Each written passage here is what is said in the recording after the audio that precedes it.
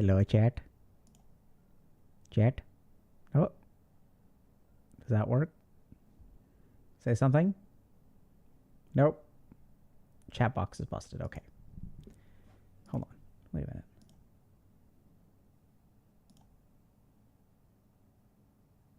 All right, whatever. Welcome to another HealthyGamerGG stream. My name is Alok Kanoja. Just a reminder that although I'm a psychiatrist, nothing we discuss on stream today is intended to be taken as medical advice. Everything is for educational or entertainment purposes only. And so I know that we oftentimes stream on Twitch. Today we're streaming on YouTube because we've done a couple of different weed streams on Twitch. And today we figured we'd talk to y'all over at YouTube. So hope y'all are doing well. Welcome, everybody. We've got like tons of questions. So how y'all doing today? Y'all doing good?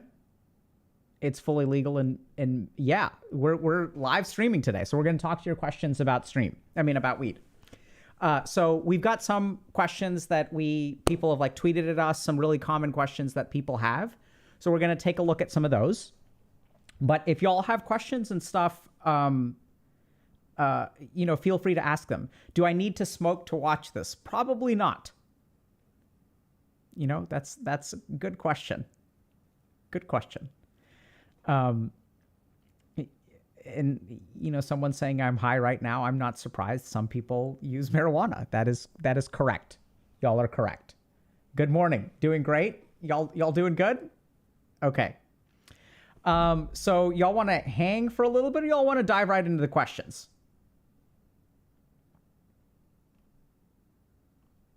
What do y'all think? Let me see. Are you Dr. Kush? I don't think so. But, someone did recently. This is kind of funny. Someone sent me a link when they found out that I was streaming about weed. Apparently, there is a Dr. K stream of weed. There's a strain of weed called Dr. K. It's called Dr. K OG, and it has nothing to do with us. But apparently the K in Dr. K OG stands for Dr. Kevorkian. And I was just really surprised because I was like, wait, what is this? Is someone branding a weed product for us? Hang on for okay. While you guys are saying hang on, I'm going to see something real quick. Does this Twitch chat come up? The YouTube chat? Okay, it looks like it doesn't come up. Okay. Let me see how I can get. Okay, we're going to troubleshoot for a second, chat.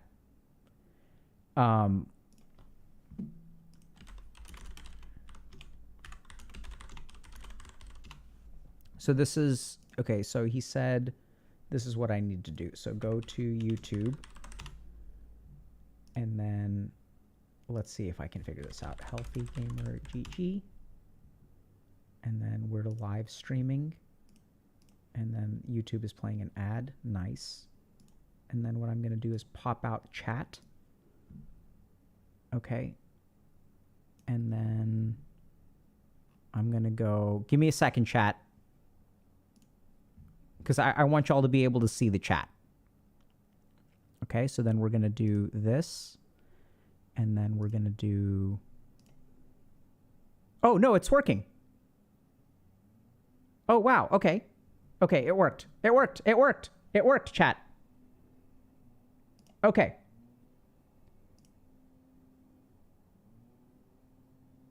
Let me see if...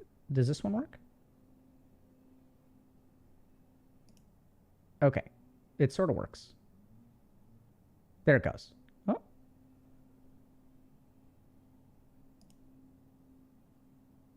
Okay. What is this one? Okay. So let's just... Okay. All right.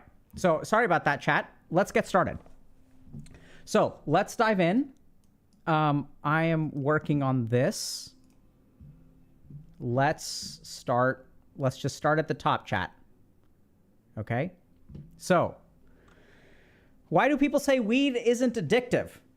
Even when someone... Oh, hold on. Y'all can't see this. Boomer. Okay. Why do people say weed isn't addictive, even when someone has an obvious dependency? Not asking to instigate if it comes off that way. I've witnessed weed dependency and I have a pretty bad reaction to weed myself, but I know it's pretty helpful to others.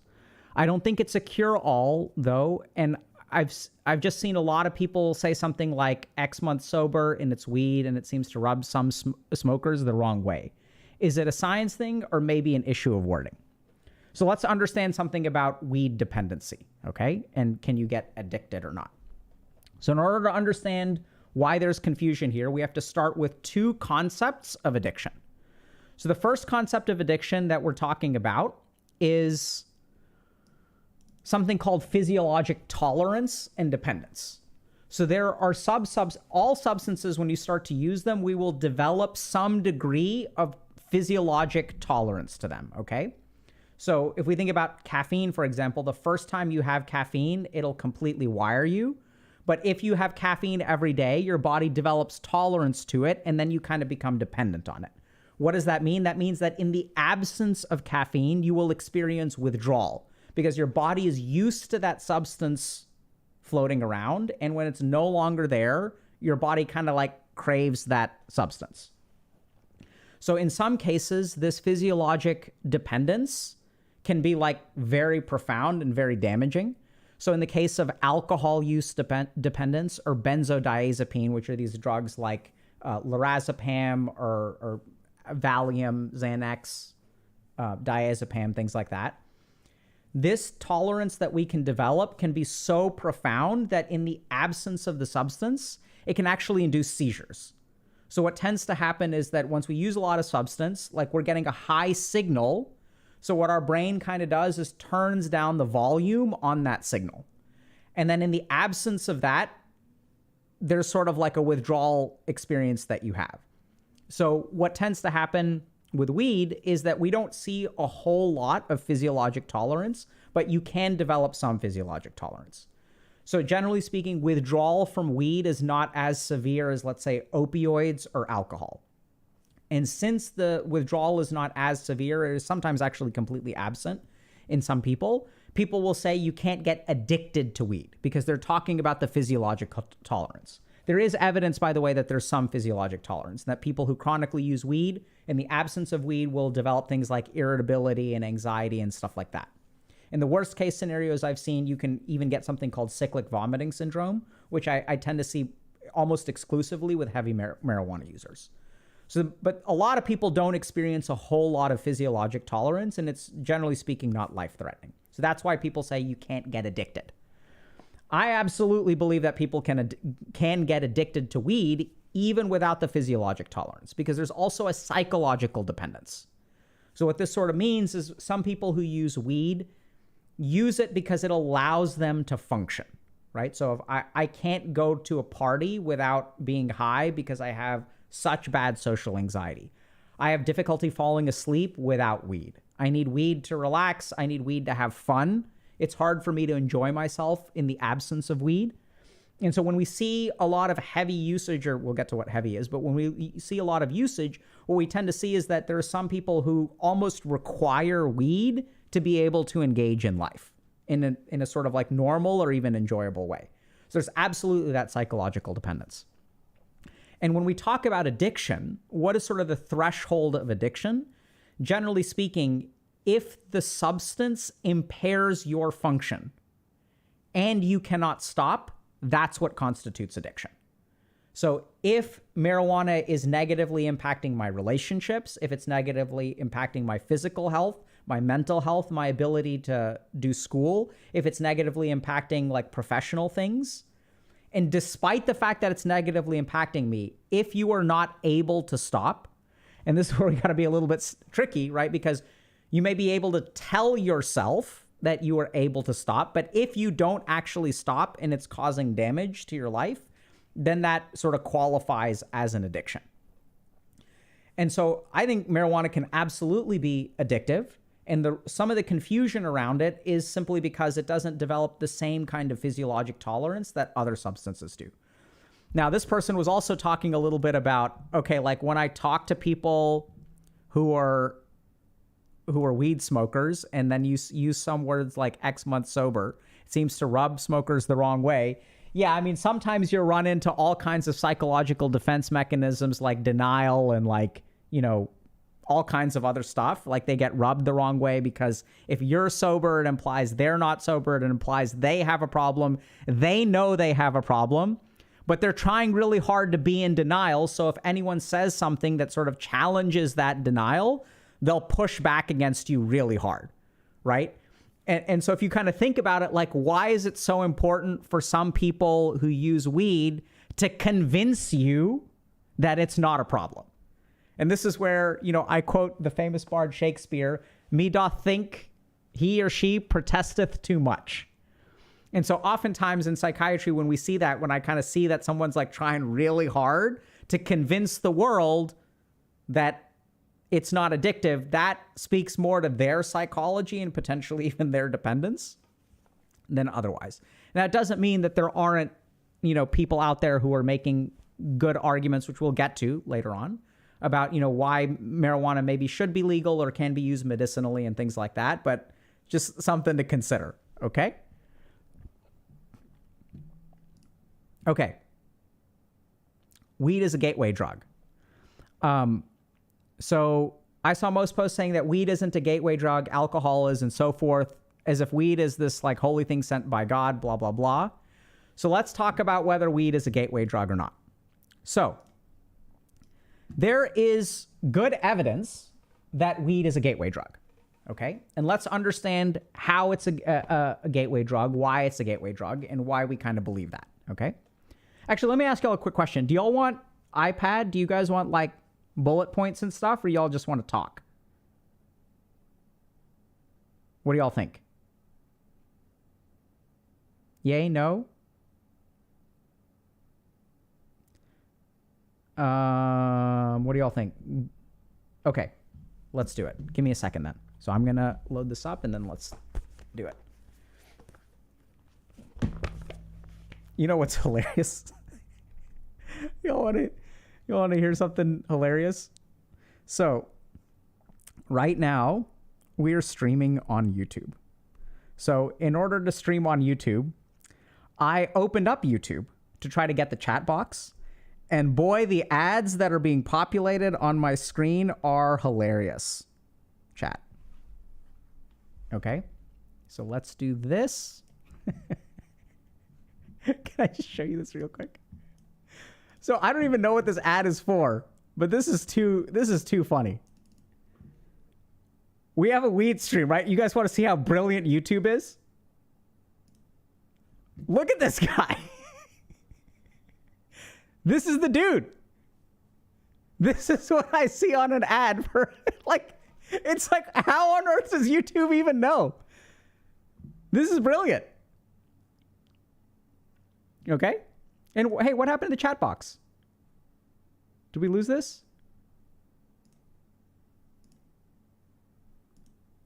Bruh.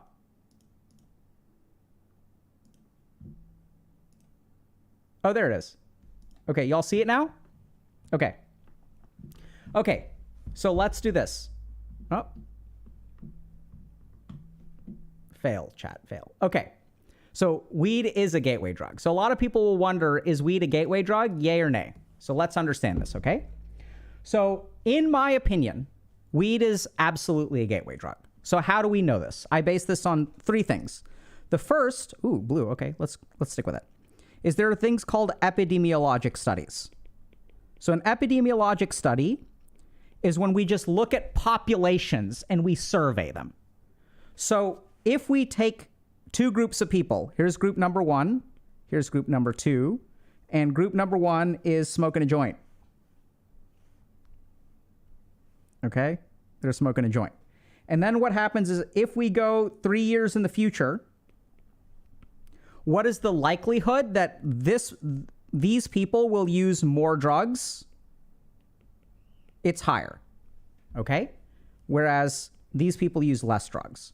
So if you look at like populations, there's a population study. So if you take like, let's say 4,000 people who use pot, 3 years later, are they more likely to use additional drugs, harder drugs than people who don't smoke pot? The answer is yes. okay? So on the global population level, it appears that marijuana usage is associated with increased drug use later in life, okay? By the way, the percentage of people who use marijuana in the last 12 months is about 18%, okay? But the thing about an epidemiologic study is that an epidemiologic study is not causative.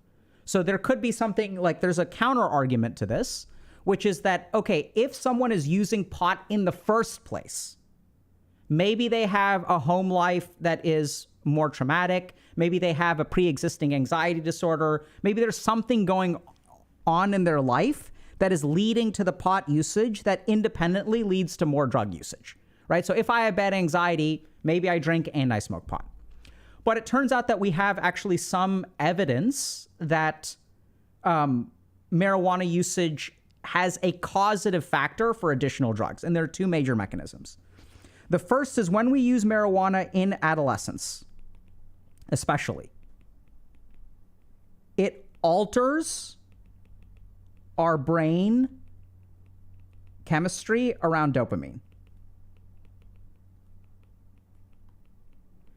And so what it actually does is it makes our brain more sensitive to, or it predisposes our brain to be more vulnerable to the addictive effects of additional drugs, okay? And some of this also has genetic components to it, okay, depending on what kind of genes you've got. But basically what happens is when we use marijuana while our brain is developing, it alters our dopamine chemistry, and that alteration to dopamine chemistry makes us more vulnerable to using additional drugs, okay? The second way that marijuana is sort of a gateway drug is if we think about marijuana, what does marijuana do? Marijuana makes things more fun, right? So if we think about it, right, like let's just be honest. So like marijuana makes like playing certain video games more fun. It makes food taste better. It makes music more enjoyable. It enhances the experience of other normal things, okay? Sexual activity. And so the other thing that people have discovered is that when you use marijuana, other drugs that you use with marijuana can be enhanced in certain ways. So the benefit that you get from using additional drugs while you use marijuana as well can enhance the benefit that you get. And the more that you enhance the benefit of other drugs, the more likely you are to be dependent on them. So question number 2, really simple. Is weed a gateway drug? Answer is yes. Okay? Okay. What is considered heavy marijuana use for you guys? Okay, so this is, I guess, on a weed-related subreddit. But let's talk about heavy use, normal use. People also have questions about, is there a safe amount of marijuana to use? So let's talk about this. So there is some evidence that marijuana can be safely used without problems. That evidence is in some ways pretty substantial and in some ways preliminary. The reason I say that it's kind of both of those things is for a long time we weren't doing research on marijuana. And so when we weren't doing research on marijuana as a safe substance and we were just looking at it as a substance of abuse. So we were doing research on marijuana addiction for like 50 years. We weren't looking at it in normal usage because you couldn't study it, right? And so what happens when you do a bunch of studies on addiction is you're selecting the addicted population to begin with. And so it skews your answers. So now that we're having more evidence, it seems that there are a fair number of people, I'm not really sure what it is, the evidence is kind of preliminary on the percentages, that can use marijuana somewhat safely. So if you look at like marijuana addiction, it may be somewhere between 7 and 9%. And if you look at the number of people who have used it in the last 12 months, it's like 18% on average in the United States. And so you can kind of say that, okay, like maybe about half of people, or probably honestly more than half of people is my guess, can use marijuana safely. Now, what do I think is a safe amount of use? This is what's also interesting. This is what's kind of tricky is people will ask these questions. What is a safe amount of marijuana that I can use? And that's where, like, there is not a safe amount of marijuana because, it's weird, people are different. So for some people, like if you ask what is a safe amount of alcohol to use, for some people, the safe amount of alcohol to use is 0 ever for the rest of your life. There was a long time where medical sort of expertise was like 2 drinks a week are okay. More than that is when you start to have problems. The World Health Organization recently released somewhat of a politically charged, I don't really think it's politically charged, but it has that effect, bulletin saying that actually no amount of alcohol usage is safe, which I think is probably correct. And if we're really talking about marijuana, that is probably the most correct answer, is that no amount is safe.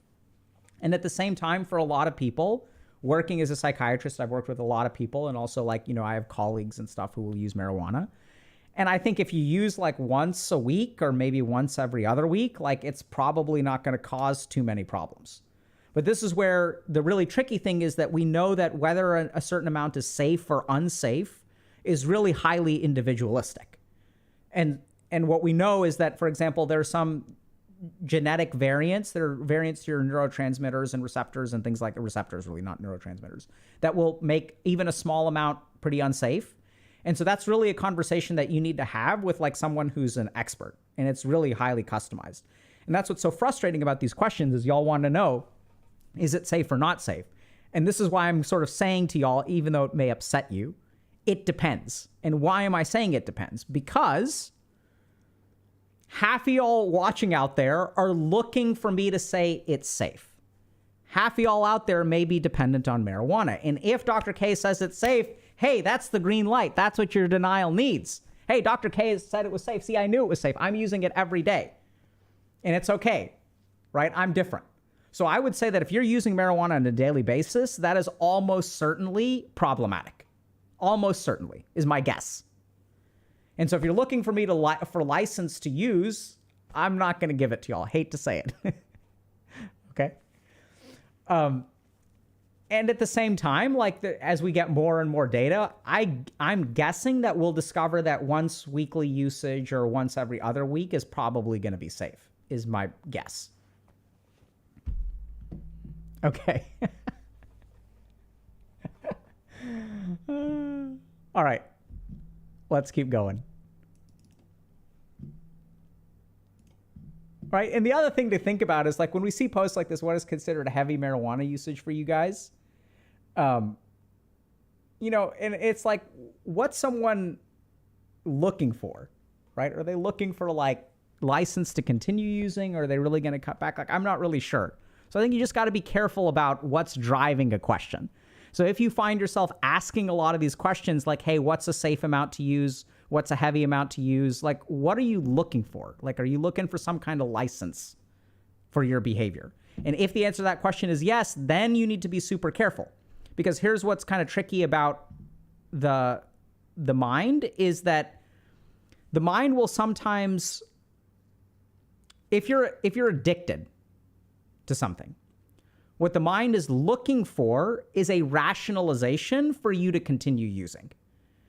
And so it's kind of interesting because why are you asking this question as opposed to a different kind of question, right? And I'm not saying that the question can't be a good question, but you've got to be super careful about the addictive mind because sometimes it'll shape the questions that you ask and it's sort of creating like a rigged system.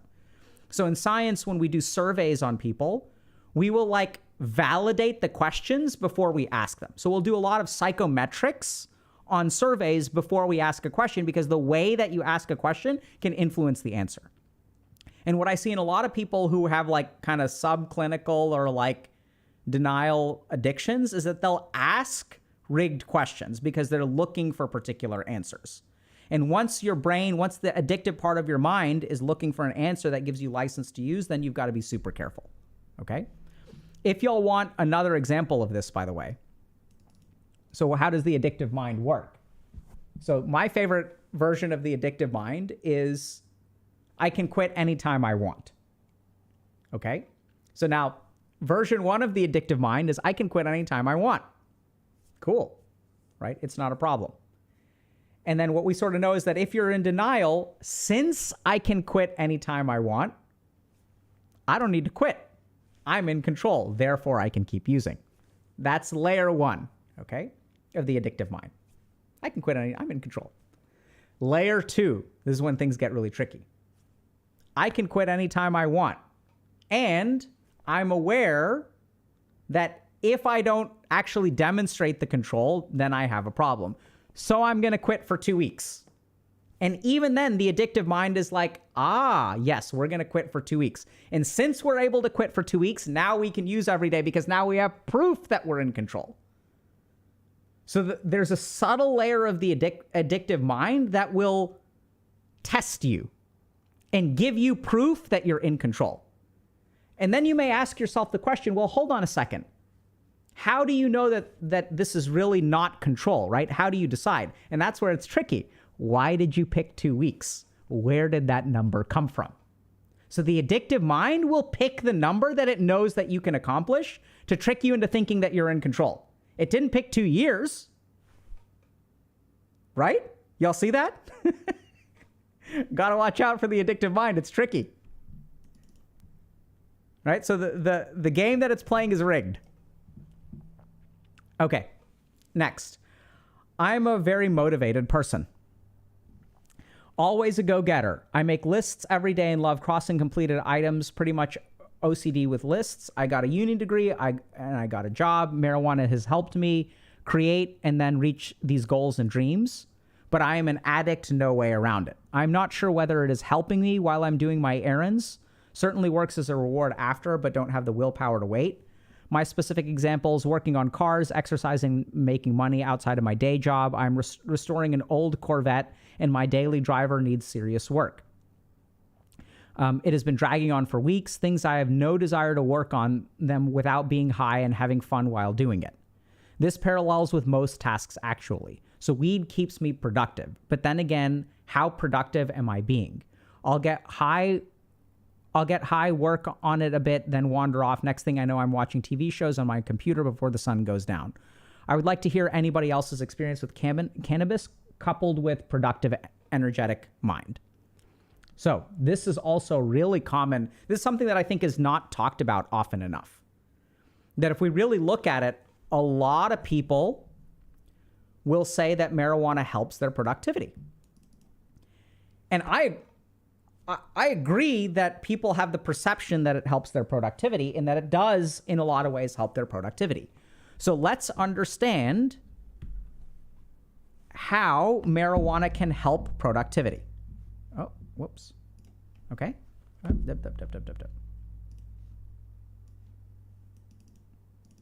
Okay, so a lot of people will say marijuana actually helps my productivity. And I agree. So let's take a look at how marijuana can help productivity and why it's a problem. So the first thing is this person acknowledged that they're addicted, but it kind of helps them, so they're sort of stuck. And this is the first problem with marijuana, is that it makes things easier with weed, which in turn means that without weed, it's harder. So anytime the mind is faced with these two decisions, it's always going to pick the easy path, right? Like when there's an easy way to do things and a hard way to do things, like our brain is going to choose the easier one. And so then what happens is we're sort of addicted to easiness. Now, how can marijuana make us more productive? There are a couple of things to consider. The first is that sometimes we have something for which marijuana has a therapeutic benefit. So let's say someone has anxiety or chronic pain. And if I have anxiety or chronic pain, or I have insomnia, we're going to talk about weed and sleep later, these things will result in a decrease in productivity. So if I have weed and I actually reduce these things, inhibit these things, what that sort of means is that I inhibit my loss of productivity and then I ended up being more productive, right? So if I've got chronic pain and it's hard for me to focus on work and I get high and it reduces my chronic pain, that makes it easier for me to work. And let's be honest, this is what medicine does, right? This is the point of medicine. The point of medicine is, hey, if you've got anxiety, we can give you anti-anxiety medication so that you can function normally and you can get a net benefit to your function. Y'all get that? So this is where some people can experience that marijuana can help them with their productivity. The third thing that can sometimes make marijuana help with productivity is that a lot of the things that are productive are not fun, right? So we've got two options. So even if we think about we have different words for productive and fun. They're not the same word. The activities fundamentally aren't the same. When we're saying, hey, I'm playing video games, I'm being productive. No, I'm having fun. These are two fundamentally different things, and we separate them. So the really cool thing about marijuana is that what it does is moves things that are this category into this category. And this category of things is easy to do, right? It's fun. Makes it easier. So what we tend to find is that marijuana makes certain activities more enjoyable. And when marijuana makes activities more enjoyable, like stuff that's boring then can kind of become more fun. So if marijuana makes you more productive, I can see a lot of reasons why it would do that. I still think it's a huge problem. And why is that? It's because even though this kind of makes things good in the short term, so if we kind of look at our productivity, okay? So let's say this is kind of baseline. So some of us are operating kind of down here. Let's say I have anxiety. So my productivity is problematic. And if I look at what weed does, weed will elevate it to maybe over here. Okay? But then the problem is if we look at someone who starts over here, what's going to happen if they smoke marijuana? It's going to bring them down here. So the problem with using weed for productivity is that you will never go above this line. That's the problem. And if you look at other treatments for anxiety, so let's say that I use psychotherapy or cognitive behavioral therapy, or I do sleep training or whatever for insomnia. Insomnia is a huge one, by the way, because if you don't get a good night's sleep, it's really hard to work, right? So if you use alternatives, you can get up here. So when people say that it helps their productivity, I think this is the effect that weed will have on productivity. And if your baseline is high, it'll lower it. If your baseline is low, it can absolutely help in the short term. But it caps how high you can go. It limits your ceiling. Now, it is important to mention that I got to be honest with y'all. I've seen some situations, very specific situations, in which I have seen weed do this, okay, and substances of abuse. And the one situation in which I've seen this happen tends to be with creatives. And I wish I could say that some amount of meditation, yogic training, learning how to live your life, etc., will help you get here without weed.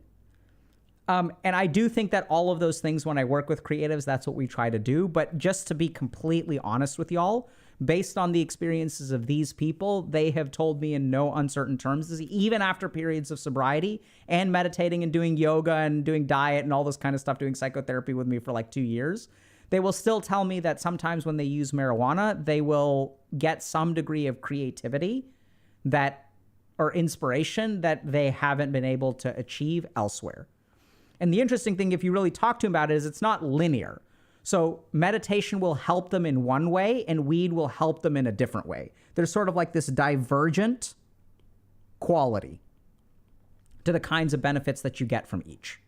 And that's just to be honest with y'all. I'm not recommending that you use it, and I would say that those are in the minority of people. And I would also say that sobriety overall and fixing these other problems like anxiety and chronic pain and insomnia in healthier non-weed dependent ways will end up getting you higher overall. Okay? Questions? Let's see.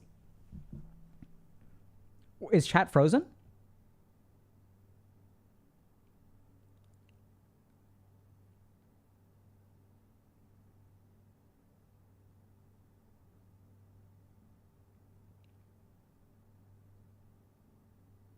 Okay.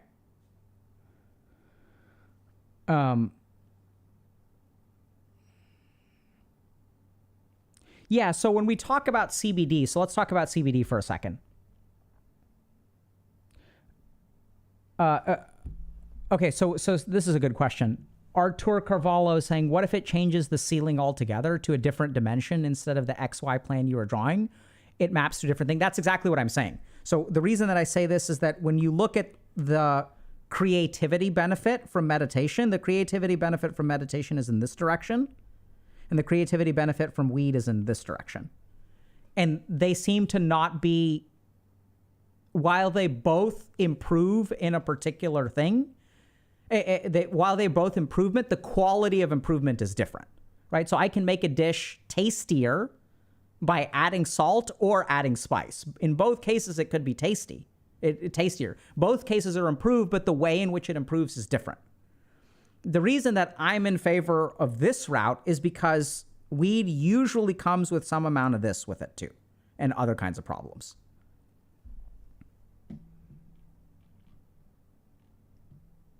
Okay?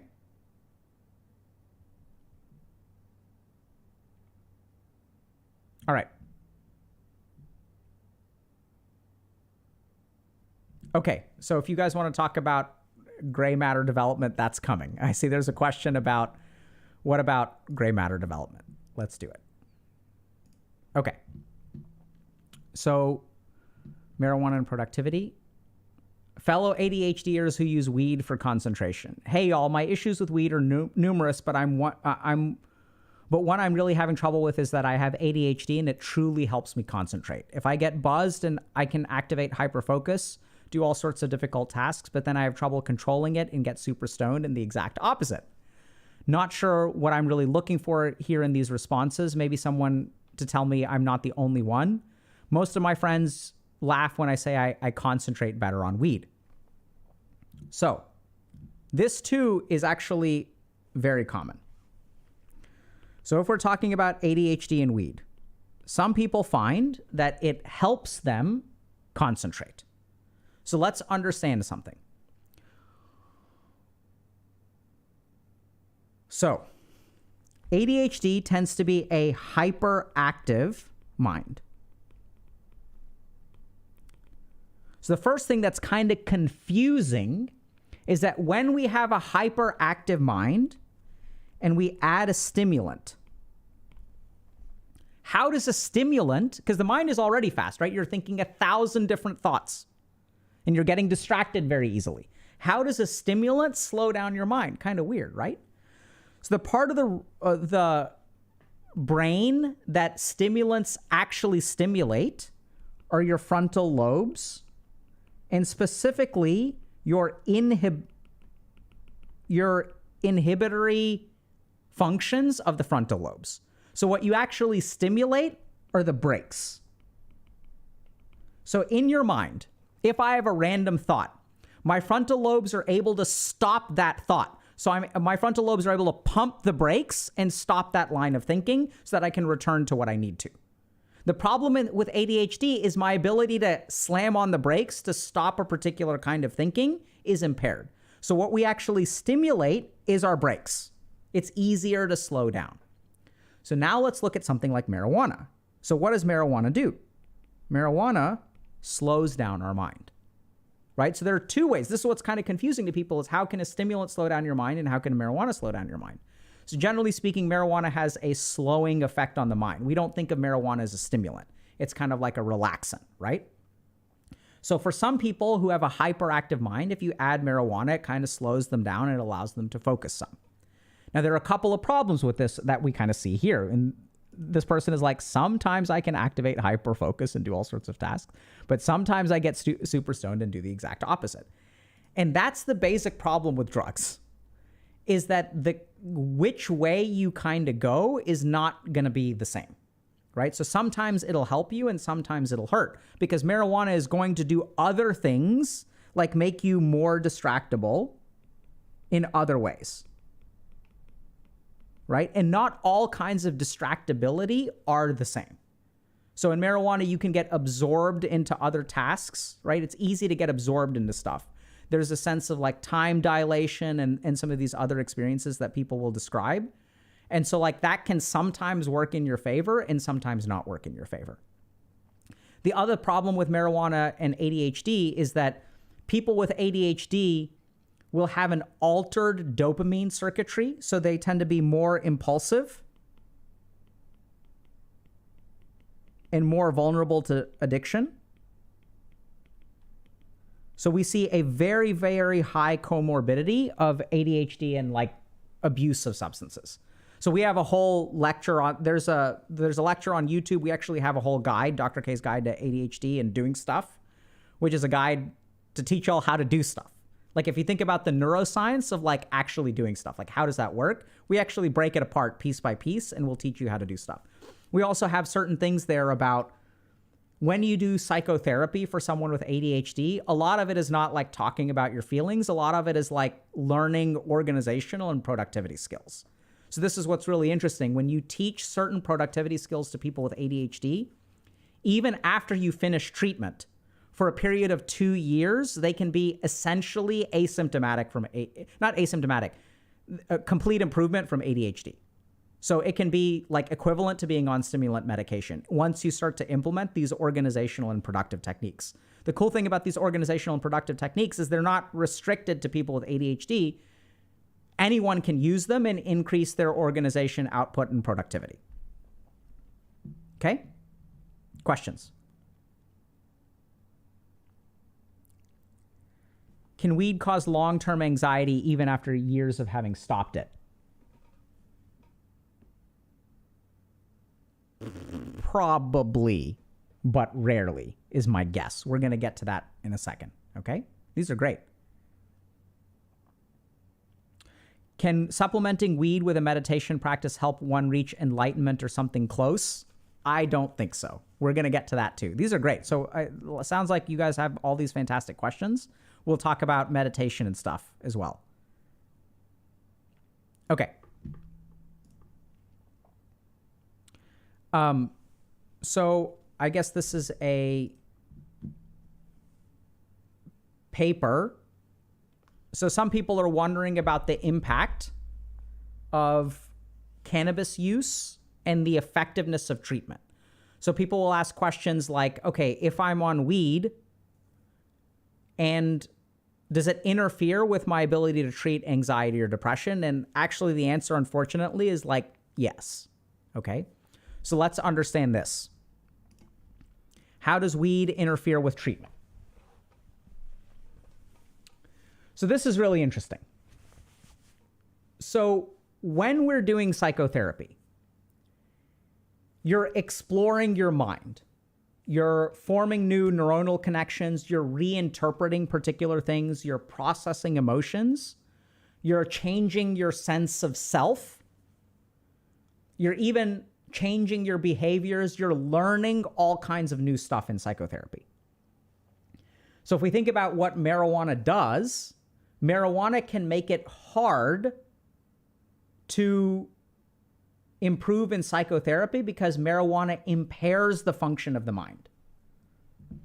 So what I tend to do, so when I teach my patients meditation, why do I combine the meditation with psychotherapy? I combine the meditation with the psychotherapy in a very targeted and focused way. So from a meditative standpoint, I try to observe, okay, what are the problems in this person's mind? How can I use meditation to strengthen those aspects of mind? And once their mind is strong, the yield that they get out of psychotherapy is actually improved, right? So the mind that goes into psychotherapy will determine the effectiveness of the psychotherapy. So if I'm like distracted and can't focus and stuff like that, I can't do the work of psychotherapy. But if my mind is clean, focused, if I'm observant, if I'm aware of my internal emotional state, because I've meditated to become aware of my internal emotional state, and my psychotherapist asks me, what are you feeling right now? And I can articulate it right away because I have that high level of awareness, that will improve the impact of psychotherapy. And in the same way, the converse way, if my mind is impaired by marijuana usage, there's data that shows that it impairs the benefit of psychotherapy. Now, from a medication standpoint, there's also pretty good evidence that when we mix substances together, they can interfere with each other. Sometimes they can work in synergistic ways, and sometimes they can work in antagonistic ways. So we know that, for example, two, let's say, sedating medications can work synergistically. But we also know that some medications will decrease the effectiveness of other medications. So it's a really complicated kind of system, right? Where every medication can interfere with every other medication in a unique way. Can be completely neutral, can increase its effectiveness, decrease its effectiveness. What we know about things like SSRIs, which are the first-line agents for things like anxiety disorders, is that marijuana tends to interfere with them. So generally speaking, something that we kind of know in mental health treatment is that the more sober a person is, the more effective treatment is likely to be. That's just what the data shows.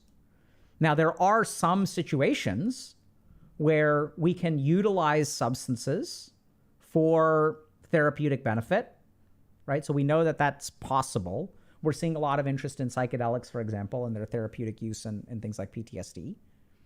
So there are cases of that, where sometimes like marijuana does have therapeutic benefits in anxiety disorders. The problem is that it can also engender dependence and even result in rebound anxiety. So you got to be a little bit careful there. I personally would not recommend the use of marijuana if you've got an anxiety disorder. Okay, next. Does cannabis help with chronic pain? I've been told by doctors that there is no evidence to suggest in any way that cannabis can help. Yet I've been told by many with chronic pain that's suffering for years that can help relieving 50% of the pain or more. So does anyone know if it can actually help? Absolutely, it can help. I think we've actually got pretty clear data on this.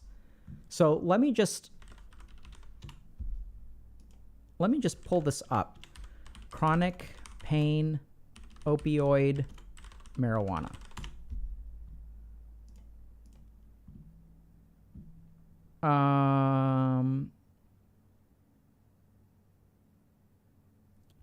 So this is too old. Let's see, since 2022.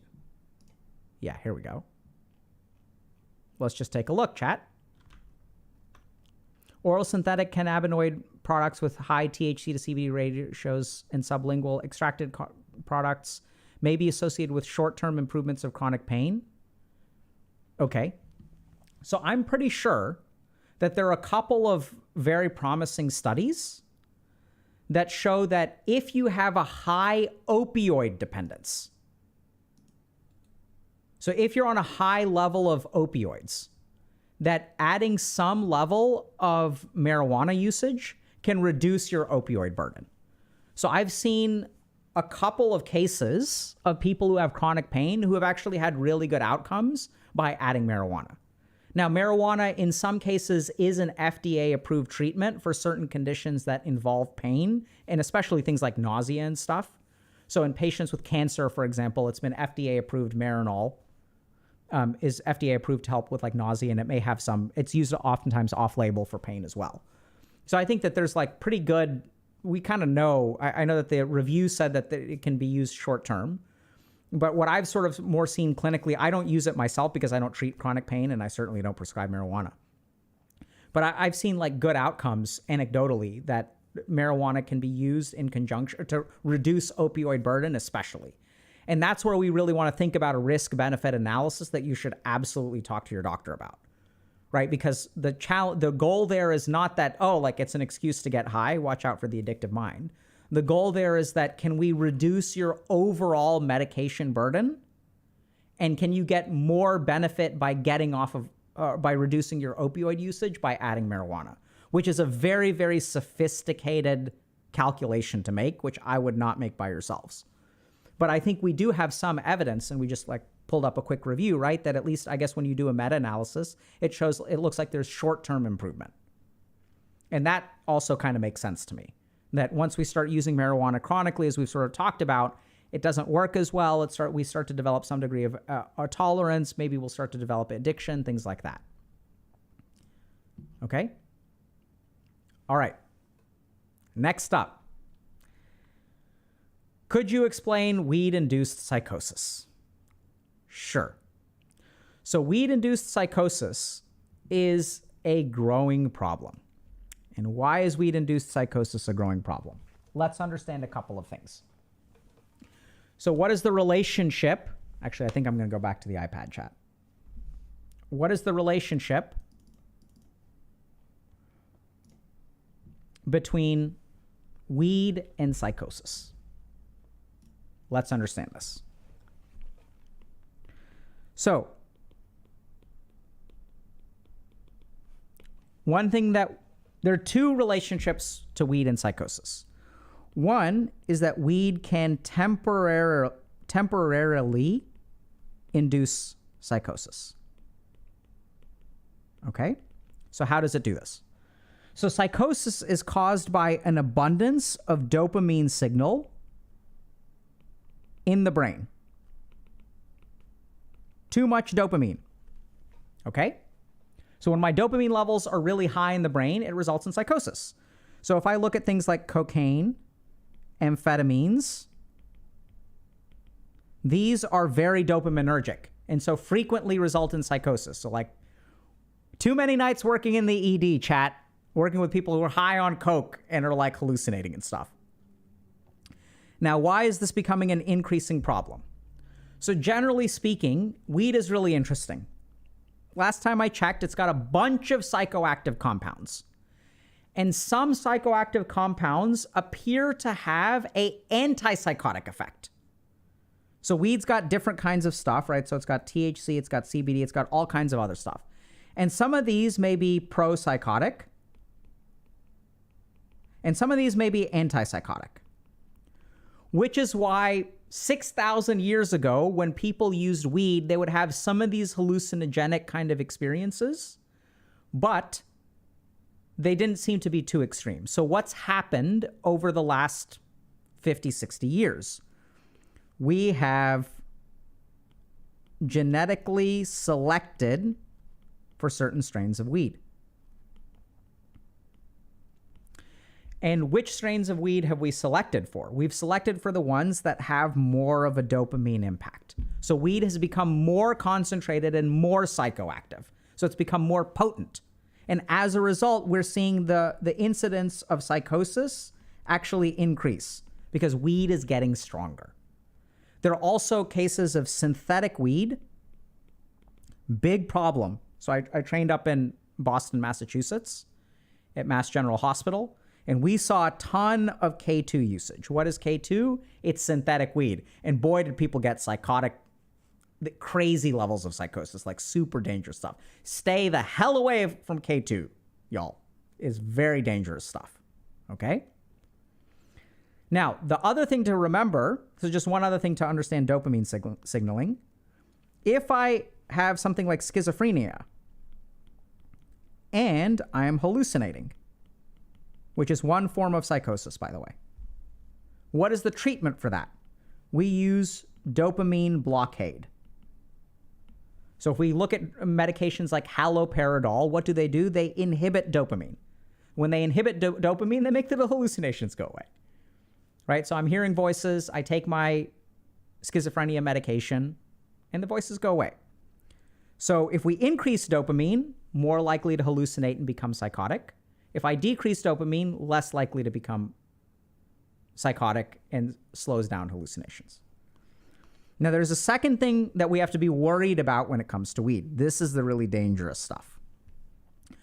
So weed in adolescence. Okay? So the other thing about this psychosis, by the way, is once the weed wears out, once the signal that is pumping up the dopamine goes away, the psychosis goes away. This is temporary, right? The really tricky thing is that when we look at studies of weed, especially in adolescents, there are some scenarios where people who use weed can develop schizophrenia. So now this is a situation where something about the usage of weed, especially in adolescence, seems to accelerate the likelihood, or either accelerate the progression of schizophrenia or maybe even develop schizophrenia. My personal take, having looked at all the evidence, is that these are people who are genetically predisposed to schizophrenia. And now the problem with this is that once you develop schizophrenia, you can even cut out the weed and the psychosis can remain. Scary stuff, y'all. Hate to break it to you, but scary stuff. Now, once again, based on my reading of the evidence, my guess is that there's a group of people. This happens rarely, by the way, okay? So if you use weed in adolescence and you're like 25 years old and you're like, you haven't developed schizophrenia, chances are you've dodged the bullet. So schizophrenia tends to develop pretty young. So we're talking about like 16, 18, 21, 25. Very, very rare for someone to randomly develop schizophrenia like at the age of 40. My reading of it is that when you use marijuana, it accelerates the development of your schizophrenia. So if you're predisposed to it, if you're kind of on the fence, it'll like push you over the edge. And if you're developing it slowly, which schizophrenia, by the way, develops very, very slowly. So even when someone gets a diagnosis, if you talk to them, there's usually something called a prodrome, which is years before the schizophrenia actually develops. They have these like very, very, very minor hallucinations. So there's like a schizophrenia prodrome where you start to hear like slightly different sounds, but the sounds have no meaning. So you'll hear like tinkling or like static or like something like that. If you're hearing that kind of stuff, don't freak out. It could be something like tinnitus. Some of that stuff goes away, but by all means get evaluated if you're worried. So this is what's really concerning, is that when it comes to weed and psychosis, sometimes it appears to accelerate the development of schizophrenia, or even, in my opinion, exceedingly rare cases, cause is a strong word. You're kind of on the fence and it pushes you over. Let's put it that way. So takeaway, if you become psychotic when you use pot, don't use pot. Okay? Simple. Hate to break it to y'all. Why do some people get psychotic when they use pot, and why do other people not get psychotic when they use pot? The answer is it depends. It depends on what? What kind of weed are you using? How concentrated it is? Is it synthetic? That increases the chances. Is it super concentrated? Increases the chances. Then there's genetic predispositions. So we know, for example, that there are different gene mutations like AKT1 and COMT that will increase the likelihood that you are going to have addiction, psychosis, things like that. There's all kinds of studies. We don't have to get into all those details right now. Because practically, like, what good is that to y'all? Like, you can't go out there and maybe you can now get like an AKT1 gene test and COMT gene test and things like that. But we know that there's a lot of genetic components. Okay? Questions?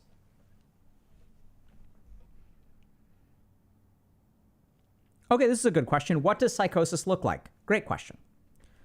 So, psychosis, I tend to think about psychosis as a couple of different things. So, the first thing is that psychosis is not a diagnosis. It is a symptom. So, it's kind of like fever. Fever is not a diagnosis, it's just a symptom. So the diagnosis could be COVID, could be a bacterial infection, could be multiple myeloma, could be an autoimmune condition. All of those things can lead to fever. And lots of things can lead to psychosis. So psychosis can be caused by, or actually, let's do it this way.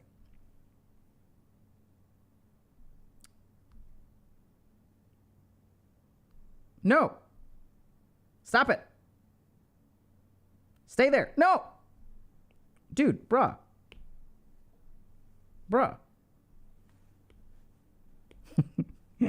I'm going psychotic, chat.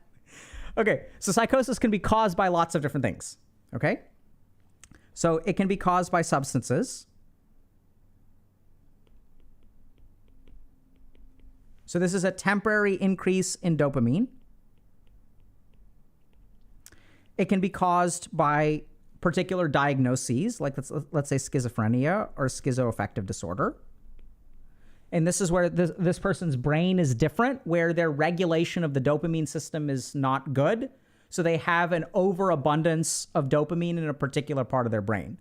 The real challenge, the real tragedy of schizophrenia is, even though we think about dopamine as a pleasure chemical, it also does things like causes us to hallucinate and stuff, and maybe I should have started there. But unfortunately, people with dopamine, the schizophrenia, their dopamine system is so messed up that they actually enjoy life less. So that's really tragic. But psychosis can also be caused by other things like trauma, or things like borderline personality disorder, which is associated with trauma. So you can even get periods of acute psychosis that can be induced by stress. So what is psychosis?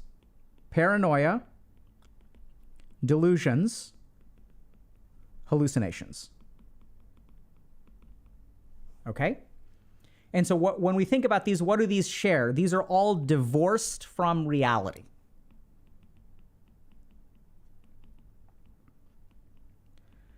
And the divorcing of reality can also be made in two ways. So we're going to explain a little bit about how these things are different. So what is a hallucination?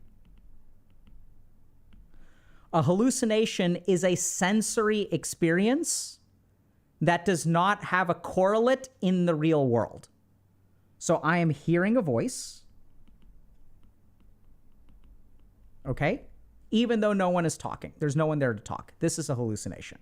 So I have a sensory experience that is not coming from anywhere except in my own mind. So you can have visual hallucinations, you can have auditory hallucinations.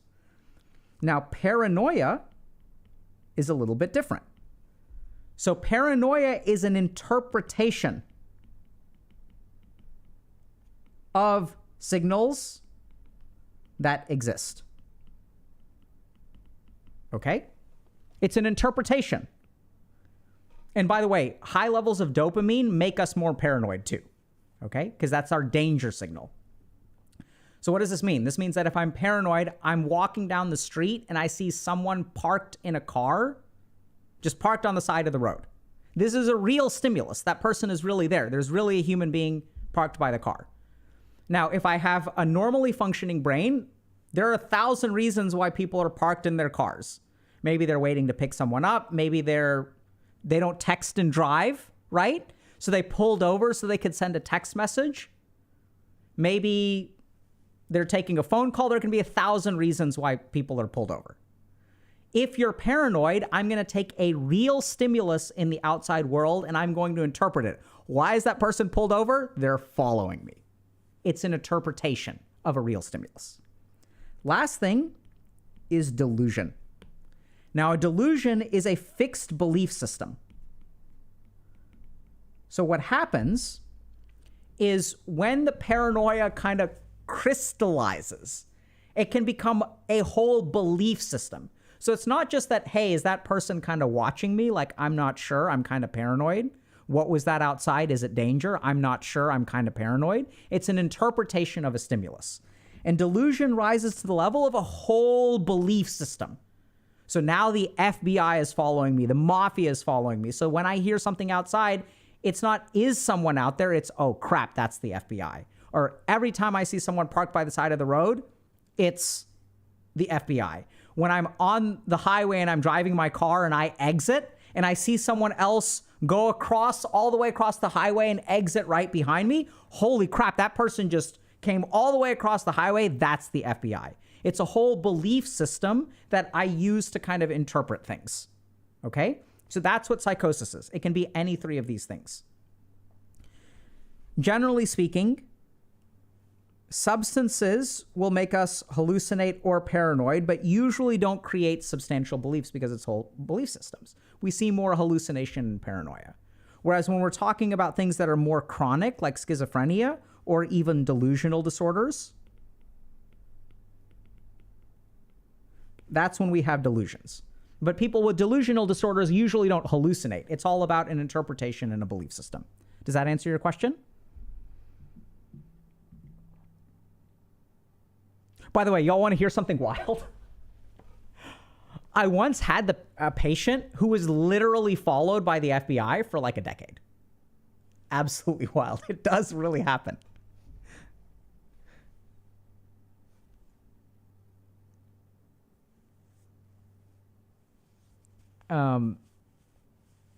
Got it? It's wild. So this is what's kind of weird. It's what's enjoyable, crazy, sad about being a psychiatrist, which I love. So one of the things that I've learned as a psychiatrist, one of the most important things you can do as a psychiatrist, okay? So I've had lots of people who, like I was saying, so I once had a patient who was actually being followed by the FBI for like a decade. And so when we think about mental illness, what we tend to think is that these are people that should not be believed, right? That's what we think about mental illness. We shouldn't believe these people because on the one hand, they're hallucinating. On the other hand, they're suicidal, right? So we shouldn't trust them because the whole point of mental illness is that their mind is not right. Their mind is functioning incorrectly. One of the most humbling and amazing experiences I've had as a psychiatrist, the more I learn, the more I've learned to believe patients. For the love of God, if you are a therapist out there, believe your patients. I know that their mind can be malfunctioning. It's kind of bizarre. I can't even explain it, but the most important thing that I've been able to do for patients is to actually believe them. And somehow that helps. I don't know how. I don't know exactly how it works, but I think it's so important to believe patients. And if you are a patient, it doesn't mean that you're right, but it's important for people to believe you, right? And when someone says, hey, I'm suicidal, the biggest mistake I can make is to think that this person is wrong. What I really need to do if I want to help this person is start with the assumption that they're right and they have a damn good reason that they're suicidal. Saw a really shocking study the other day, by the way, that up to 60% of men who kill themselves have no evidence of mental illness. So I think one of the biggest tragedies that we're perpetrating right now, potentially, is that when we look at male suicide, we are assuming that this is a pathology of the mind. This person is sick. Instead of understanding that it's possible that half of the men who kill themselves or more don't kill themselves because they're ill. They kill themselves because they're genuinely in a position where death is the only way out. And we do something really dangerous by assuming that it's mental illness. Is that if we assume it's mental illness, we don't try to fix the problems that are pushing them towards suicide. Really, really scary thing that's going on. And I'm not saying that mental illness does not lead to suicide and people shouldn't get therapy and things like that. I think they should absolutely do that. But another simple example to drive this home. So when I have a patient who's in a traumatic and abusive relationship and they're suicidal, therapy may help them some with the suicide, but the most important thing I can do for that person's suicidality is to help them build a life where they're no longer abused. It's to change something in their life, not to change them. And part of the reason that I think that we're seeing so much mental illness nowadays is because the world that people are living in is getting more difficult to live in. Survival is there. Relationships, connection, love, respect, independence, paying your bills, owning a home, having friends. These things are getting harder and harder to achieve, which is why we're seeing a spike in mental illness. And we can therapize them. I think therapy is great. If y'all are in those situations, by all means, see a therapist, because I've helped people with their suicidality, hopefully form a plan, and then ultimately make a change in their life. And any patient who comes to me, my goal is to get them to leave, for them to have such an amazing life where they no longer need my support. But we've got to be super careful, because I think a lot of this mental health crisis is not going to be fixed by therapists. It's like a societal responsibility. And if you guys want some data for that, really quick segment. So New York City had this program called Housing First. So if you were homeless, in order to get subsidized housing or free housing, you had to be sober. So you're homeless, you're on the streets, you're addicted to whatever, crack cocaine, alcohol. You have to become sober first. And if you become sober, that's a prize and you get a place to live. Under that policy, everything was terrible. So New York City did something really bizarre. They said housing first. We don't care if you're sober or not. We're going to give you a place to live. What they actually found with the housing first model is that giving someone housing helps them conquer addiction, not the other way around. And so it's a really revolutionary public health discovery to understand that you have to help someone build a life that is worth living, and then mental illness becomes easier to deal with. Really, real tragedy that's going on right now. And I'm all for seeing therapists, and like y'all should absolutely do that. I'm all for increased mental health funding because we do not have enough mental health resources. That's part of the reason we're here today. And also, like, the mental health crisis that we see today is not going to be solved, in my humble opinion, exclusively by sending every human being on the planet to see a therapist. We've got to actually fix the lives that they go back to when they leave the therapist's office.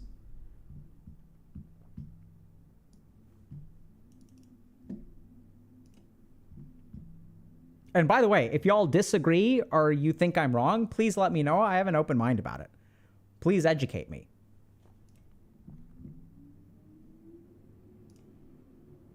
Okay?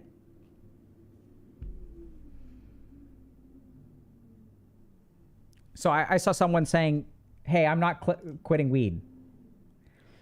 So if y'all are kind of thinking like, hey, I'm not going to quit weed, I need it. I know it sounds kind of weird, but I think that's okay. Right? So no one can force you to quit. And the whole point about substances, this is, wow. Can y'all hear that? I'm going to just wait until this thing is gone and then we'll start over.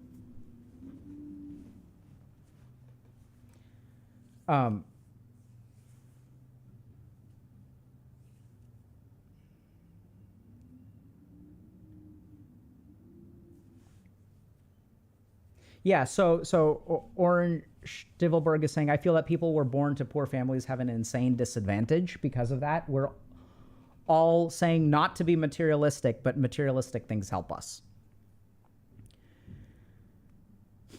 So much to say about that. So I have one simple experience of like my own personal mental health that I'd love to share, because people will say, okay, like don't be materialistic, right? But if you want to be mentally healthy, you have to be secure. So there was one period in my life where I was basically on the cusp of being homeless. And I'd moved to Boston, had $300, and that was all the money that I had. Had to find a job. I had, a place to stay where I was paying like $78 a night or something like that. And I had set up this situation where I found a couple of roommates, had never met them before. They were like, hey, we're going to sign this lease. I was like, have you all seen the place? They're like, no, we haven't seen the place. I went and checked out the place. We were all going to split the rent evenly. They're giving me a closet and there are 2 big rooms. And I said, hey, like, I don't think this is fair.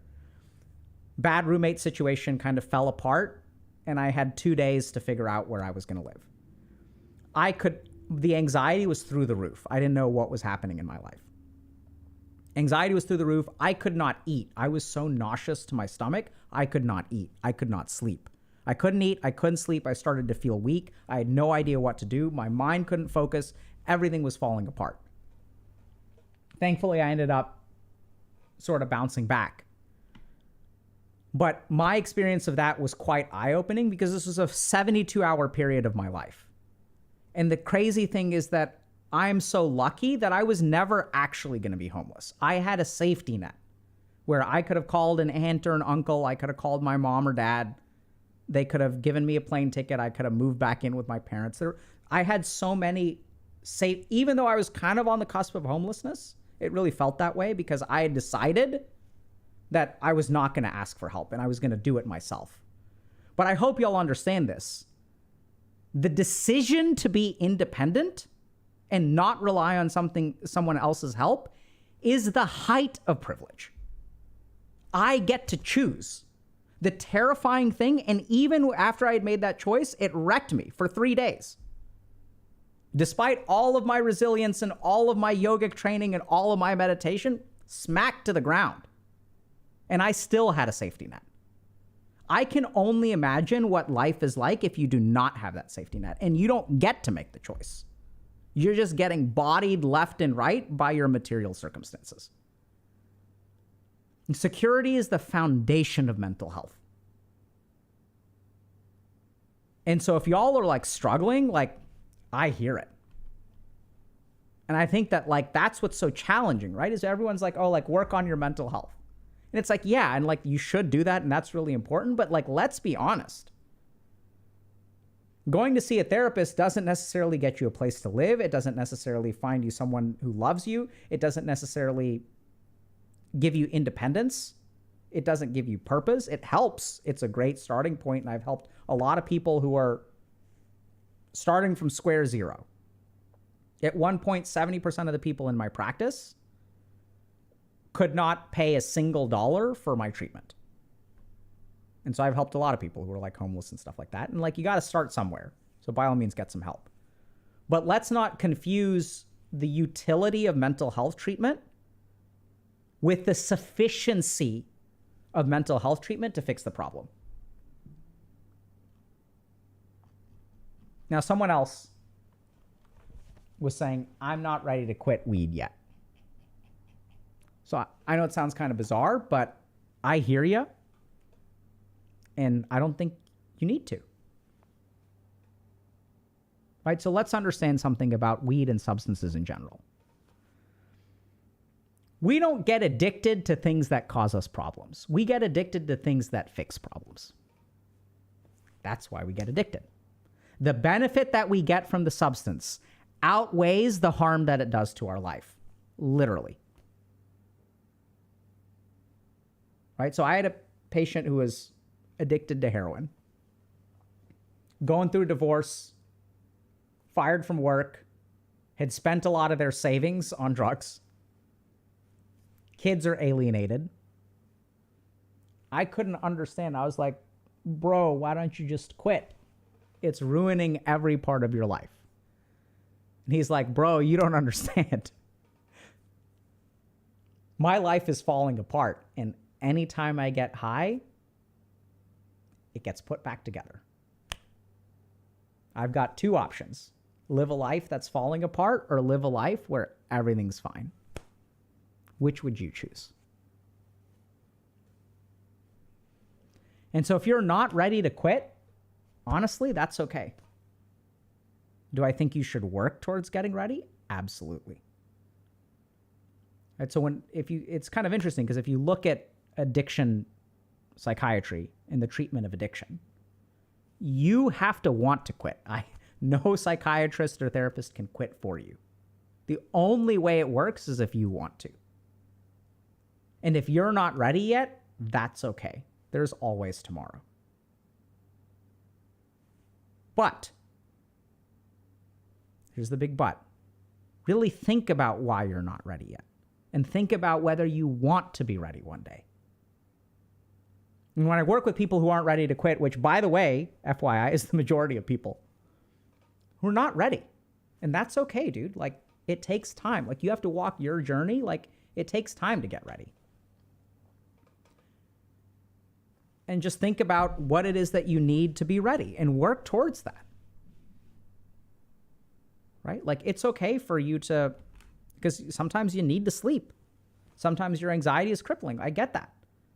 But just because you're not ready to quit today does not mean that you should stop moving towards readiness. So if you've got anxiety, don't stop with pot. Get some kind of help, right? Learn to meditate, see a therapist, maybe start medication.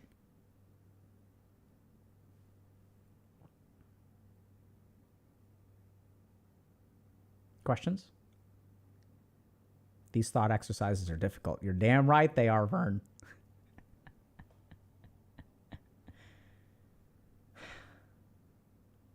So Michelle 137 is saying, I'm trying, and that's all you can do.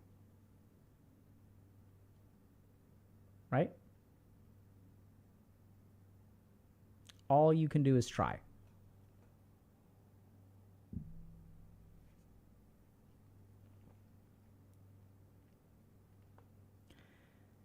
Man of Great Wealth is asking, can you be my therapist? Well, if you're a man of great wealth, maybe I'm going to say yes. But the answer is sadly no. So a couple years ago, I made a choice. And it was a hard choice, and it's a choice that in a lot of ways that I regret. I decided that I wanted to help more people in a less impactful way than help a handful of people in a very impactful way, which is what I used to do. So I used to have a full clinical practice and a job on top of that. So I used to do about 36 hours of therapy a week, or, like outpatient practice. And then I had a job at a addiction rehab. And what I actually found is, like I was saying kind of earlier, like there is a tide of people who need therapy, and there was no way I was going to get through them all. If I continued that for the rest of my life, I would have seen or not, until retirement, I would have been able to help 1,000 people. Today, there are 3,000 people right now that are listening, and I can't help you nearly as much as I help people in my office, and that's okay. But I hope that I can help 3,000 people a little bit.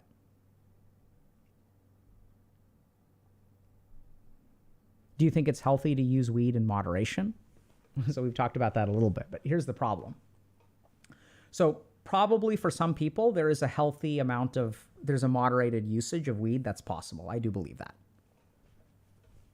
The tricky thing about healthy weed that's used in moderation is that if you are someone who cannot use weed in moderation, you will take that statement and you will use it to fuel your addiction. So if you're addicted, very few addicts understand that they're truly addicted. Most addicts think that this person who uses 20% more than me is addicted, but I'm okay. This is how the addictive mind works, right? Because it's not going to let you have an excuse to stop using because it wants the substance. So it'll twist and turn and it'll keep moving the goalposts.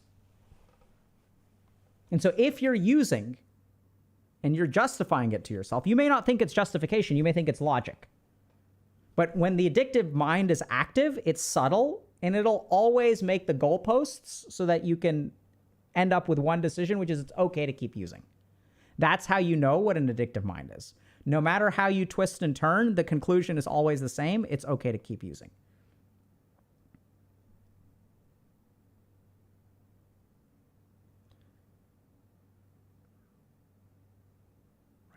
So Adam Not 22 is saying, I went from smoking every day, all day, to about once or twice a day, if at all, because it stopped making things better the way it used to.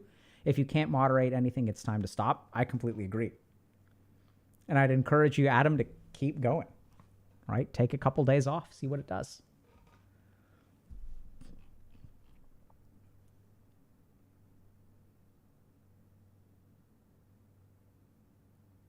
Sam Boss is asking, hey, Dr. K, I was wondering is it more common that men get more anxious? What a great question. So if you look at the data, the prevalence of anxiety disorders in women is greater than in men, and somewhere between 2 to 3 times more common in women than in men. But there's a big but there. I do believe, first of all, the data is showing that gender gap is moving towards equality, right? Which is what we want in this society. So the gender gap appears to be shrinking over time. The second thing is that I think that the same core fear manifests as an anxiety disorder in women and manifests in men in a different way. So worry about the future for men manifests, in my experience, as pressure. So there are some men that I've worked with when they come into my office, they don't complain of worry. What they complain of is pressure. And if you really ask them, what do you mean by pressure? They're like, I don't know how to make it work. I don't know how I'm going to juggle this and do this and do this and do this. I've got to reach this expectation, and I don't think I can do it. And so if you really tunnel down into it, what is that? It's actually anxiety. I'm worried about the future, but they don't experience it subjectively as worry. So if you think about what is anxiety, it is fear of consequences of the future. I'm worried that this person will fire me. I'm worried that this person will break up with me. I'm afraid of this consequence. The thing is with men, they just experience it differently. They experience it as pressure. Because when you're afraid of the consequence, the way that we're sort of like societally trained as men is that when there is fear of a consequence, it's not something you worry about, it's something that you fix. So I think the same root results in pressure, sometimes like self-loathing, sometimes self-hatred, sometimes a feeling of insufficiency in men, and will look like an anxiety disorder in women. And since when we were conceptualizing our core of anxiety, a lot of it was heavily influenced by female patients. And that's not like, I don't think that's discrimination or anything. I think it's just very simple. Freud had a couple of women that were anxious. And then we developed these diagnostic criteria, and the diagnostic criteria were more based on women. And then since more women met these criteria, they were the ones that got diagnosed. They were the ones that got treated. So all of our experience was in the manifestation of anxiety within women. I don't think it's like discrimination. But I don't think that men or women suffer any different amounts. I think the way that it looks is different. And I think for far too long, we've sort of, actually, I think for far too long, we've sort of like had this gender-based bias in our mental illness diagnosis schema. And we're aware of it in some ways. So for example, men are more likely to be diagnosed with sociopathy or narcissism, and women are more likely to be diagnosed with borderline personality disorder and histrionic personality disorder. But all of these manifestations share a common root. And it just looks different in these two different genders because of maybe genetics, maybe hormones, maybe upbringing. Chances are all of the above.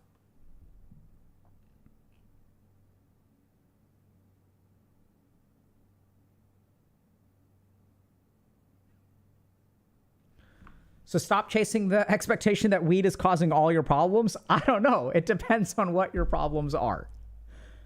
But generally speaking, all of your problems are not caused by one thing. Generally. The real tragedy there, if we're being straight up honest, is that for a small subset of people, all of your problems, let's be straight, are being caused by one thing. We love to look at multifactorial causes of problems, but I gotta be straight with y'all. Sometimes all your fucking problems are caused by weed or alcohol. Sometimes all your fucking problems are caused by one person in your life. A traumatic person, an abusive person, a manipulative person. Could be a parent. Could be a romantic partner. Could be a boyfriend, girlfriend. Honestly, that's been my experience. For about a fourth of people that I've worked with, there is the one thing that is fucking up their life. And getting out of that household, this is another, hot take.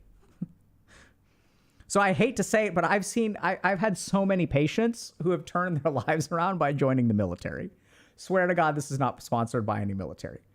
But like, for some people, it has been the right move.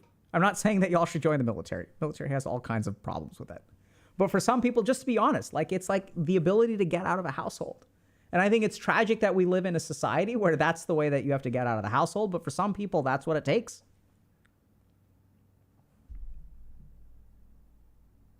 Do more long form content and interviews? Okay. Thanks for sharing your opinion.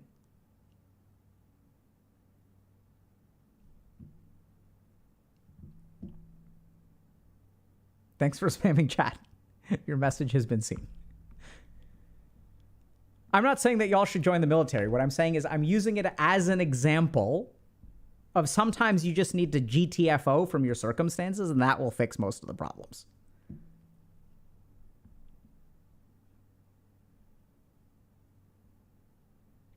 What is your treatment for cannabis treatment? What is my opinion on cannabis treatment for autism symptoms? So I don't have a straight opinion. Generally speaking, I would recommend against it, but I think I realize that that's an opinion. But here's the thing. Autism is such a heterogeneous presentation. So like autism can look completely different in two different people. And marijuana usage can look completely different in two different people.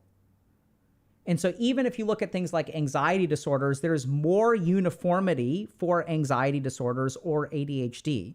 So it's easier to say this is the impact of marijuana on anxiety or ADHD. The heterogeneity of autism makes it harder for there to be a clear conclusion, at least for me. I'm not an expert on autism, so there may be mental health professionals out there who have a clear answer on it. I'm just not knowledgeable enough to have a strong opinion about it. And that doesn't mean that your question doesn't deserve a better answer. That just means that I'm not knowledgeable. I lack the expertise to be able to answer it, but I will absolutely look into it for you. Okay, we've got a couple more things, so let's get to them.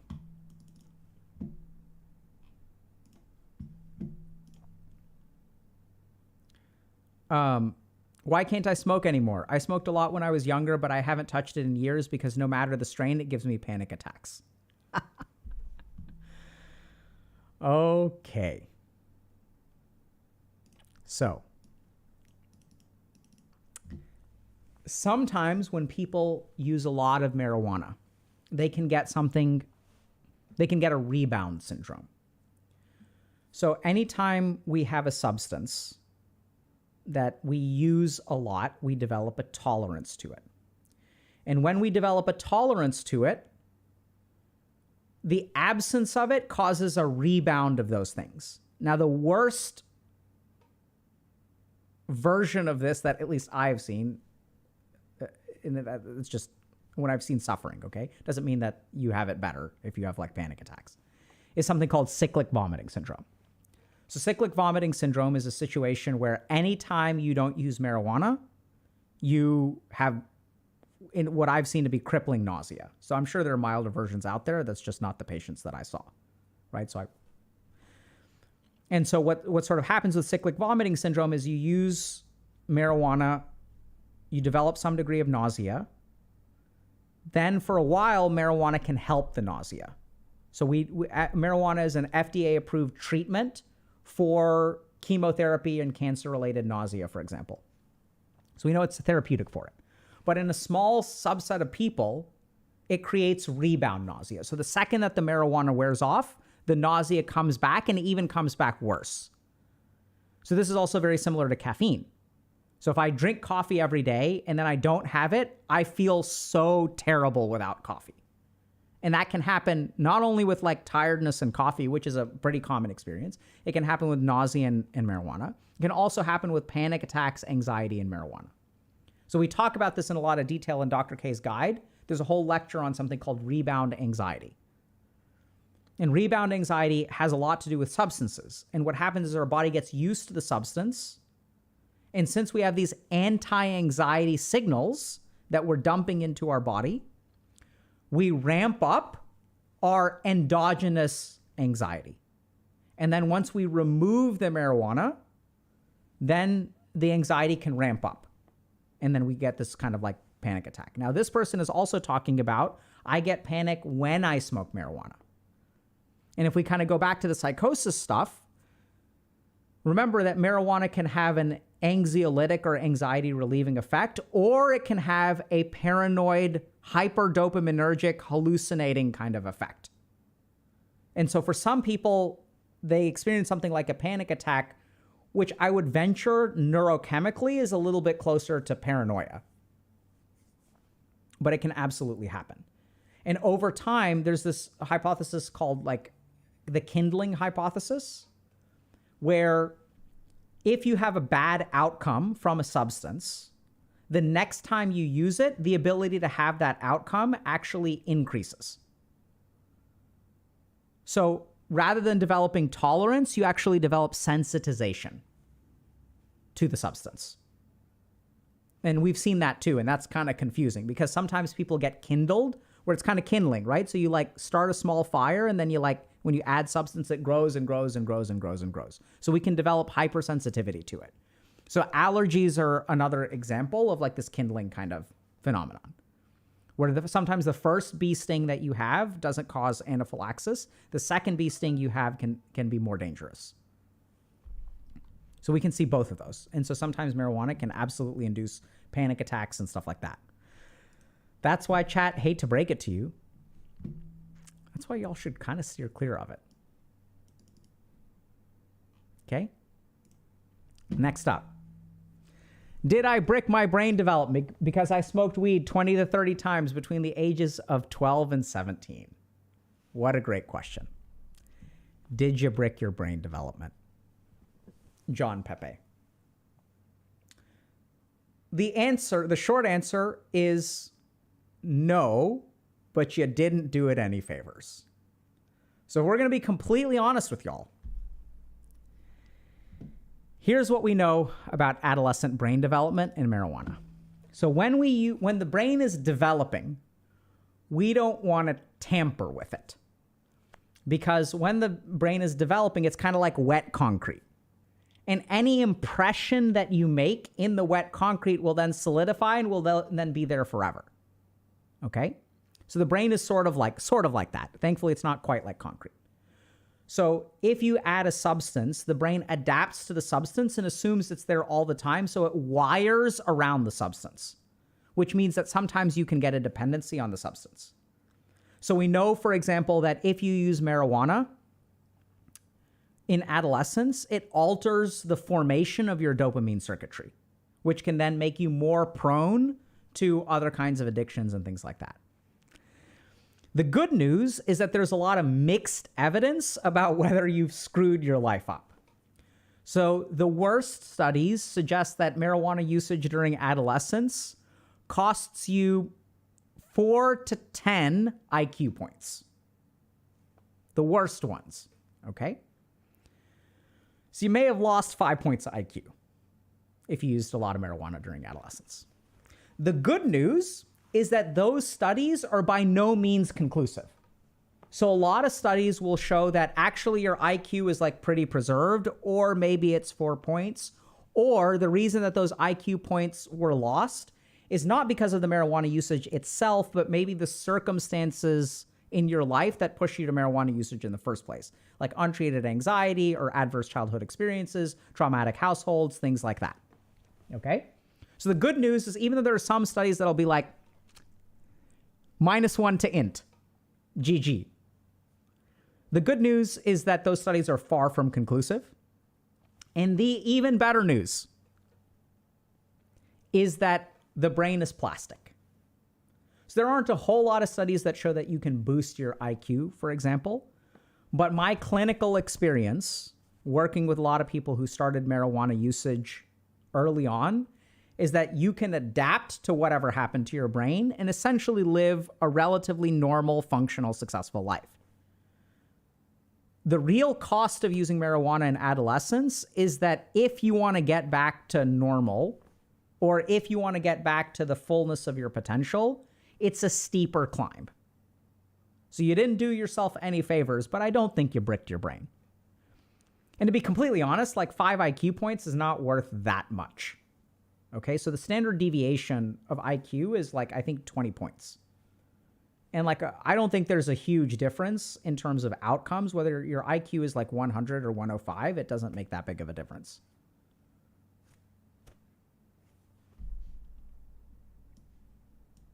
I know it's scary to lose IQ, but. Okay.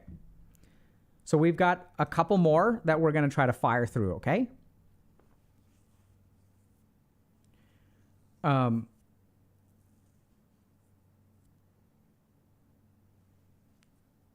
Okay, so I don't use cannabis anymore, and one of the largest factors in my decision to quit was that it seemed to degrade my ability and willingness to speak and articulate clearly all the time, even when not high. Do you think that that's related to well-established degenerative effect on short-term memory? Is there something else? Have you seen research on this aspect of its effects? What a great question. So this is kind of complicated, but there are a couple of things to consider. The first is that marijuana is fat soluble. So if you use a lot of marijuana, there's a chance that even post being high, it's dissolved into your adipose tissue, and then it kind of leaks out and may continue to affect you in subtle ways. This is why sometimes people like 2 weeks after getting high can still test positive for THC in the urine because it's still floating around. So it's possible that if you were using a lot, it kind of built up and was affecting you in some minor way. Another thing to consider is that if you used it during periods of brain development, it may have altered your brain development. And so if it altered your brain development, we can have difficulties with articulation and stuff like that. The good news is that if we look at things like the development of stutters, if we look at difficulties with articulation, if we look at public speaking stuff, even if there was something that was changed in your brain, it usually doesn't mean it's permanent, right? So there are treatments, there's like speech therapy for things like stutters. So these people's brains have wired in a particular way, and we literally have therapy that can fix it. If it has an effect on short-term memory, I'm not really sure. I haven't looked at that. So I don't really know if there's like a clear link between articulation and short-term memory, but could be. Okay, I think that we talked about that. Okay. Some people say marijuana makes them more anxious and depressed, and others say that it helps them less and be less anxious and depressed. What's the difference between these two camps, and is one lying to themselves? What a great question. Okay, so let's take a look at this. So when some people say marijuana helps with my anxiety or depression, other people say that marijuana makes my anxiety or depression worse. Which one is correct? And the answer is probably both. So if we look at mood or anxiety, what do we know about marijuana? So let's say this is baseline normal anxiety. So if you are highly anxious, what marijuana can do is relieve your anxiety, because it has an anxiolytic effect. Now, this becomes a problem because if we use a lot of marijuana to fix our anxiety over and over and over again, as we've already discussed, we can develop some tolerance. And so then what can happen is our baseline can really get solidified here because we become dependent on the anxiety. So even though it helps, it can lead to worsening anxiety over time. The other thing that we know about marijuana, is that generally speaking, substances like alcohol and marijuana can help us cope in the short term, but can lead to long-term problems. So the more that I use marijuana, what it actually does is changes my baseline every time I use it. Okay, so maybe this is a better way to put it. And so then what happens is when the marijuana wears off, I need more. And then I use it again. And then it lowers my baseline. And I need more.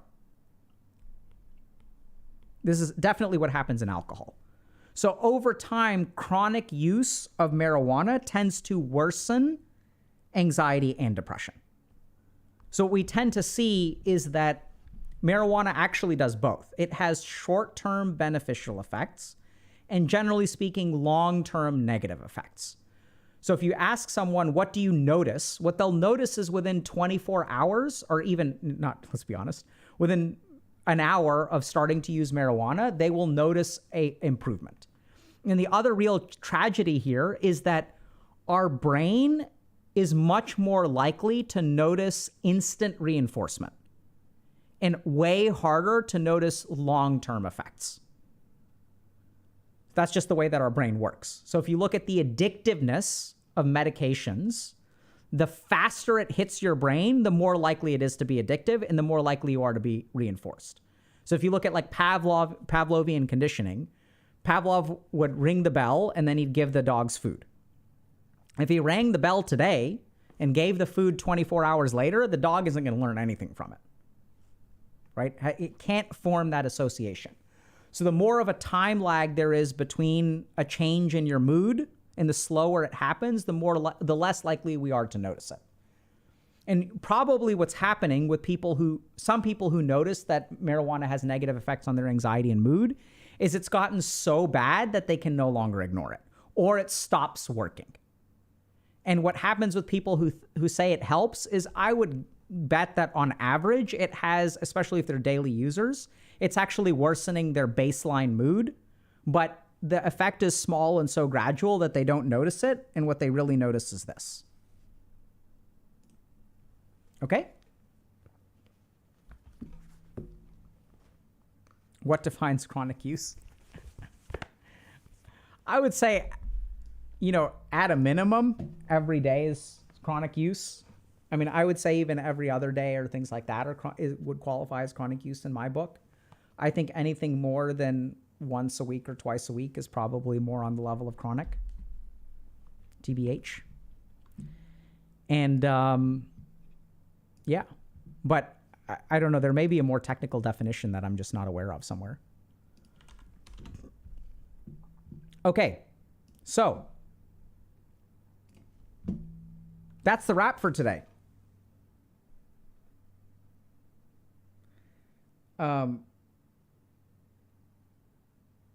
Yeah, thanks a lot for coming, y'all. It's been a lot of fun to talk to y'all today about weed. Really grateful to everybody for all the comments that they had, all the questions that y'all put together. Sorry for the delay in the stream time. I got sick, so we had to, delay that. But it's been awesome also catching up with y'all on the YouTube. And good luck with everything. I think just a couple of, closing thoughts. If y'all didn't catch the full stream, we answered a bunch of questions. I want to say 12, 15, 20. And it's been great being here. If y'all are struggling with weed, on the whole, I do not recommend regular use of weed. I think it does more harm than good. I do think that there's a lot of short-term benefit. And if you're using weed on a regular basis, I would strongly recommend that you have a trial of serious sobriety. So what I'm talking about is like 6 months or a year of abstinence. A couple of other closing thoughts. If your brain is developing right now, do your best to steer clear of weed, because there's pretty good evidence that it does not help. Doesn't brick your brain, thankfully. The brain is resilient. The brain can adapt. You can learn new things. There's a lot of neuroplasticity that happens later in life. So if you kind of used a lot of weed in your teenage years, you're not screwed. But much like anything else that you neglect the proper development of, it's going to take some time to play catch up. Last thing is, if y'all aren't ready to quit, that's okay. People are joking, I'm watching this high. That's okay too, right? You got to start somewhere. So someone who's saying, I'm watching this high. Well, would it be better if you watched it sober? Maybe less fun, let's be honest. But the truth of the matter is that at least you watched it, right? So this is where people will be so judgmental if you use weed. They're like, you should stop, and you should stop. But hey, at least you watched this and you educated yourself. You may have moved one step forward towards sobriety. And if you decide that that's not what you want to do, it's your life. All I can do is try to equip y'all with the information of what the pros and cons are. And it's up to you to decide whether you want to do it and whether it's worth it. The real tragedy that I see, and the real conclusion that I've come to doing a lot of addiction psychiatry, is it's usually not worth it. All right, so y'all take care. Much love. And thank you very much for being here. Adios, everybody.